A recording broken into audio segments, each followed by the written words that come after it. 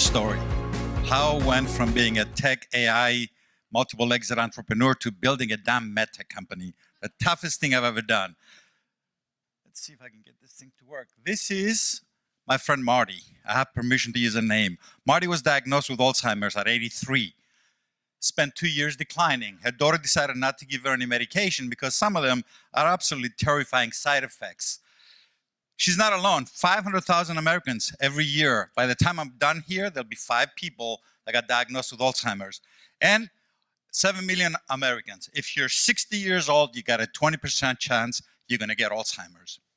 And you know, I keep pushing the wrong button. There are treatments out there. Some of them are legitimate, and some of them are snake oil. Like, if you go buy crystals on Amazon to cure Alzheimer's, please call me. Don't do it. The problem with some of them is they slow the disease down. They don't stop it, they don't cure it. This is Marty when she entered the program.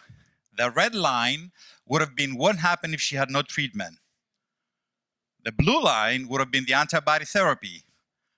Slight side effects like brain hemorrhage and death, but you know, who's counting, right? But this is what actually happened. What happened was, not only did we slow down the progression of the disease, we literally stopped it and reversed it. And I gotta tell you, that's the reason that I got into this business, by the way, and I get goosebumps because I get pictures from Marty, her daughter, every month. Last month, she sent me her pictures from her 90th birthday. She entered the program scoring 56 on the 1 to 100 cognitive scale. She did the test at 90 and scored 94, which is normal for a 90-year-old, for somebody who was diagnosed with Alzheimer's 4 years ago. Now, if I only had Marty, you'd be like, okay, get out of here. One data point doesn't make a trend. We actually ran a clinical trial, and this is what happened. 8 people, 7 of them had exactly the same experience. Tracked many months later, maintained the same performance. This is real. Now, we don't sell crystals, by the way. We use a technology, and if you really want to know, I can get really nerdy about it, but it's called transcranial electromagnetic therapy through radio frequencies. It's basically a way of shooting short bursts of ultra-high frequency power into the brain that breaks down the amyloid plaques and the A-beta misfolded proteins that cause Alzheimer's. 7 years, $9 million, 9 granted patents. I lost count how many PCTs we got.